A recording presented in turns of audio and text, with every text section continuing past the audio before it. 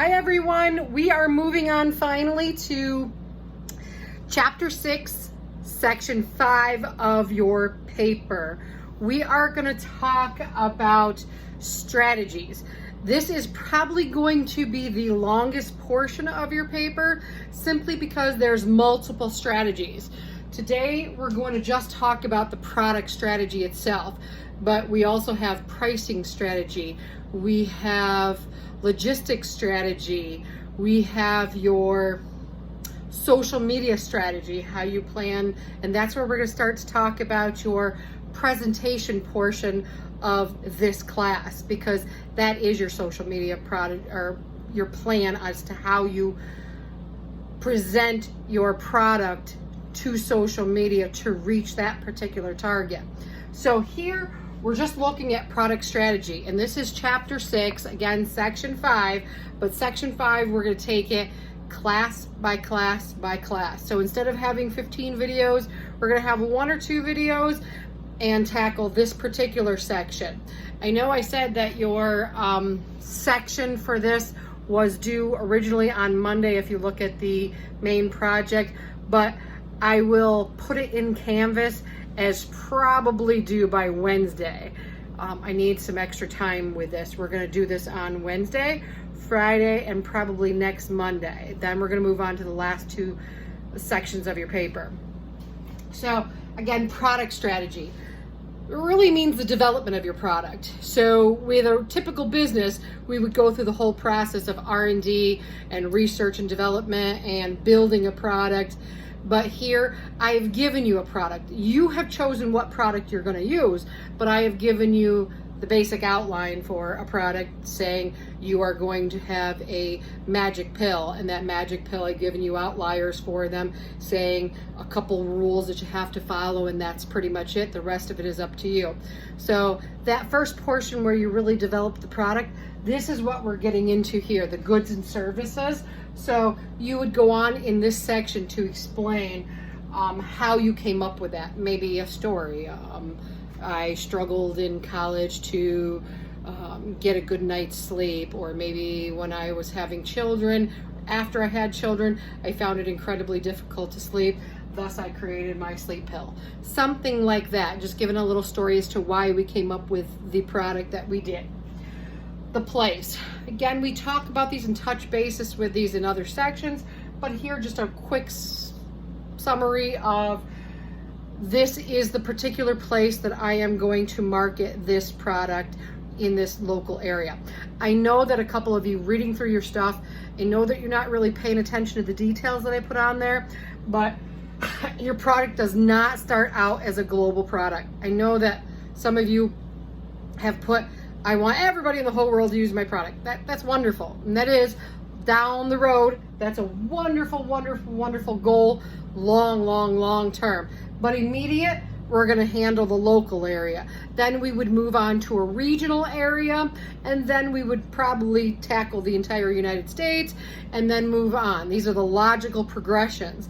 It usually doesn't, most of you, if all of a sudden tomorrow you had 650 million orders of the product, you wouldn't be able to get them out that fast. You wouldn't be able, you don't have it set up that you can actually produce that many, that you would actually be able to package that many, and that you would have the funds to mail out that many. So again, we handle things in sections. So it sounds wonderful that you want to go global instantly, but it's usually very rare unless you have serious capitalists behind you giving you money.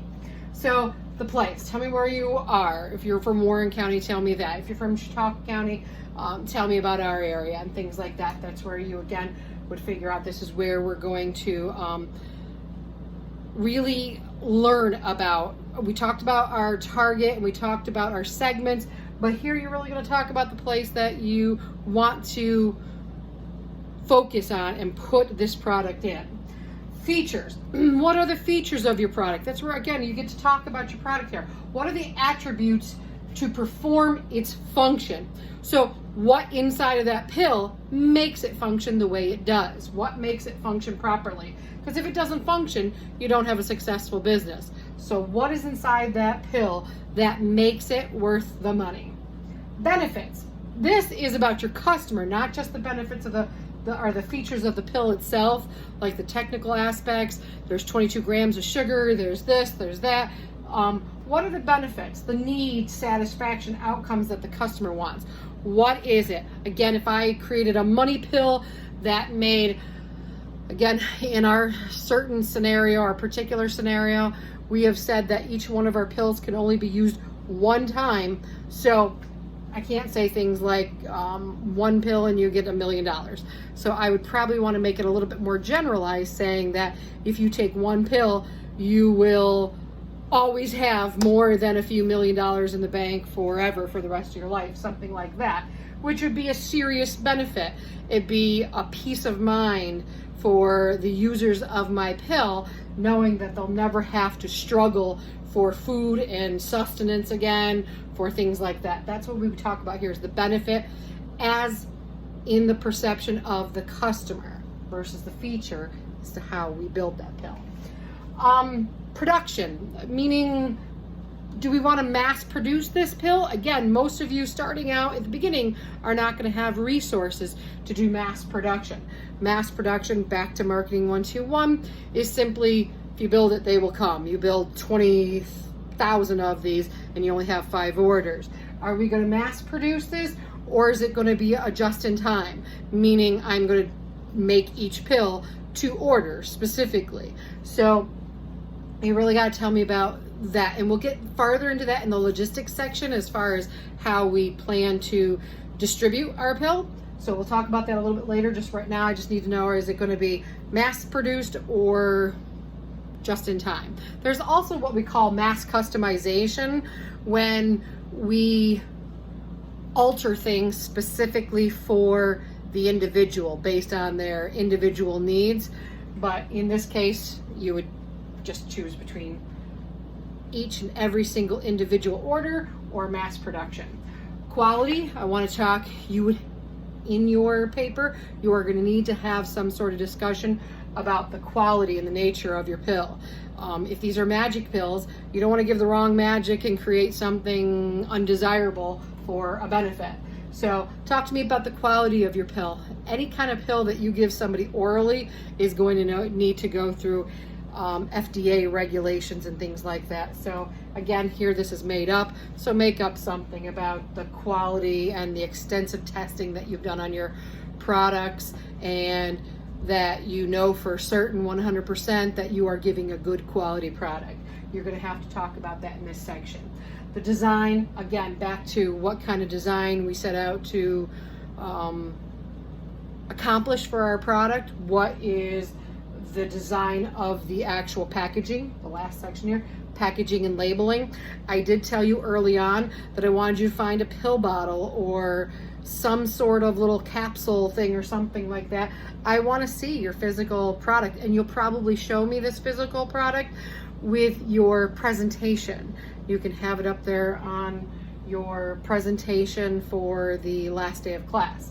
So you are going to design and package your own pill. I want to see the pill. I want to see the package of the pill. I want to see what it is that you are going to show your customers, which again would be the face of your product.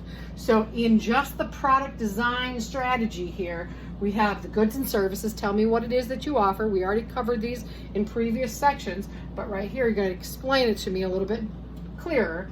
The place, starting out and small. Again, I know there's a couple of you that are just gung-ho of going global and being mass entrepreneurs. That's wonderful down the road. For now, you're going to be doing it locally. You're going to start locally. Features, which again would be the specs of your pill. What kind of features, what kind of attributes, what kind of performance are they supposed to offer? The benefits, what sort of satisfaction are your customers going to get from taking your product? What is the outcome that you're looking for? That's what I'm looking for here. Tell me very quickly, we'll get into this in logistics, but tell me very quickly whether it is a customer per order specification, which would be a JIT, just in time, or mass produce. Are you mass producing 10,000 bottles and just selling them out and then making more? What does that look like? The quality and design of your actual product. How did you design it to look? Why did you design it to look that way? What was the quality that went into it? Every single pill is going to have some quality standards. The FDA won't pass it without those. So tell me about your packaging and your labeling in your paper. Again, your paper will not have pictures and things like that. The place for that is for your presentation, but you still need to discuss it with me in your paper. So under this section, you would say something like, I purposefully colored our boxes using a lot of purple content because purple was thought to be royalty, and I wanted that authentic looking, higher elevated product.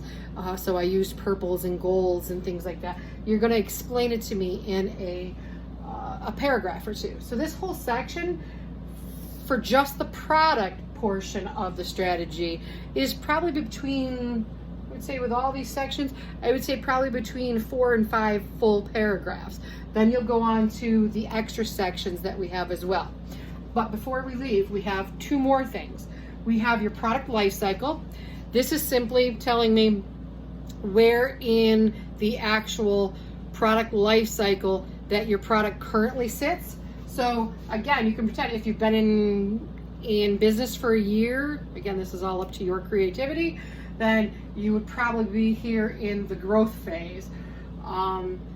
Every single product that you have, let's look at like an old school VCR, pre-1990. I would say VCRs came out in what, 93, 94. So in 93, 94, they were in this intro phase where there weren't really a lot of them sold because they were brand new. We still had to get the word out, right?